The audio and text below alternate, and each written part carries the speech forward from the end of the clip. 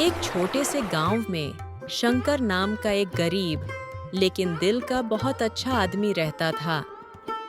उसकी पत्नी रीना भी बहुत समझदार और मेहनती थी। दोनों मिट्टी की छोटी सी झोंपड़ी में रहते थे। शंकर हर रोज अपनी हाथ गाड़ी पर सब्जियां बेचकर घर चलाता था। सुनो, जल्दी नाश्ता कर लो, फिर बाजार भी जाना है। हाँ रीना, आज कोशिश है ज्यादा कमाई हो जाए। कल से बारिश का मौसम शुरू है। शंकर गाड़ी लेकर गांव की गलियों में निकलता है। भैया लौकी कितने की दी? 30 रुपए किलो, लेकिन आप रोज लेती हो, आपके लिए 25 में दे दूंगा। ठीक है शंकर भाई, दे दो। भगवान तुम्हें खुश रखे। दिन भर मेहनत के बाद जब शंकर घर लौट रहा था, अचानक काले बादल छा गए। तेज हवा चलने लगी, फिर मूसलाधार बारिश। रीना, जल्दी देखो, दीवारों में पानी घुसने लगा है। तभी पास में भयंकर कड़क के साथ बिजली गिरी। पूरी झोंपड़ी कांप उठी।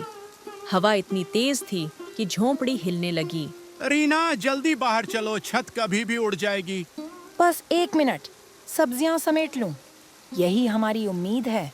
लेकिन तेज तूफान ने मौका ही नहीं दिया। कुछ ही पलों में झोंपड़ी की छप्पर उड़ गई। अरे ये क्या हो गया? अब हम कहाँ रहेंगे? डर मत, हम साथ हैं। भगवान रास्ता देगा। शंकर को दूर एक बड़ा नीम का पेड़ दिखता है। दोनों वहां जाकर चबूतरे पर बैठ जाते हैं। बारिश और तेज होती जा रही थी।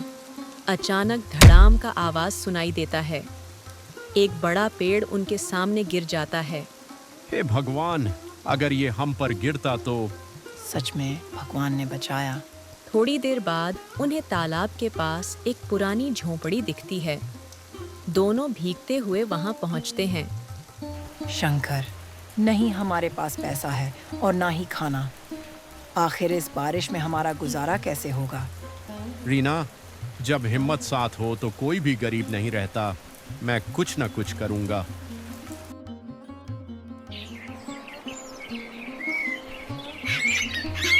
बारिश थमी। अगले दिन शंकर फिर सब्जियां बेचने निकल पड़ी। शंकर, तुम दिखे क्यों नहीं कल? घर टूट गया। अब तालाब के पास की झोंपड़ी में रहता हूँ। रात को फिर बारिश शुरू हुई। झोंपड़ी टपकने लगी। दोनों भूखे सो गए। सुबह रीना बीमार। रीना, तुम्हें तेज बुखार है।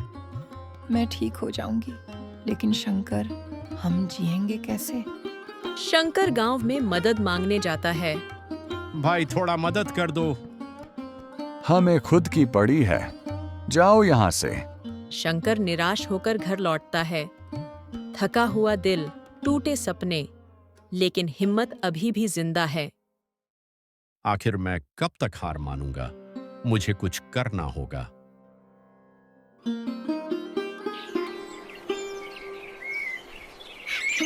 अगली सुबह शंकर को एक उपाय सूझी। रीना, अब हम तालाब के किनारे ही खेती करेंगे। बारिश हमारा साथ देगी। सच में? क्या ये हो पाएगा? हाँ रीना, मेहनत कभी हारती नहीं। दोनों ने अपनी अपनी जमा पूंजी इकट्ठा की और दिनों रात मेहनत करके रीना और शंकर तालाब के किनारे बीज बो देते हैं। दिन बीतते हैं। तालाब किनारे हरे पौधे उगते हैं। फिर लाल टमाटर, हरी भिंडी, मटर, बैंगन, पूरा इलाका हरा भरा हो जाता है। वाह शंकर, ये तो छोटे छोटे खुशियों के खेत हैं। लेकिन एक नई परेशानी, रास्तों में पानी भरा था। लोग वहां आ ही नहीं सकते थे। शंकर सोचते हुए, अगर लोग नहीं आ सके तो हमारी सब्जियां कौन खरीदेगा? तभी उसे पानी में बहती लकड़ियां दिखाई देती हैं। उसकी आंखें चमक उठती हैं। वह लकड़ियां जोड़ता है, बांधता है, दिन भर मेहनत करता है और आखिरकार एक छोटी नाव तैयार हो जाती है। गांव वाले देखकर दंग रह जाते हैं। अरे, शंकर ने तो कमाल कर दिया। खेती भी कर ली और नाव भी बना दी। सच में ये हिम्मत वाला आदमी है। अब लोग नाव से आते ताजी सब्जियां खरीदते शंकर की कमाई बढ़ने लगती है।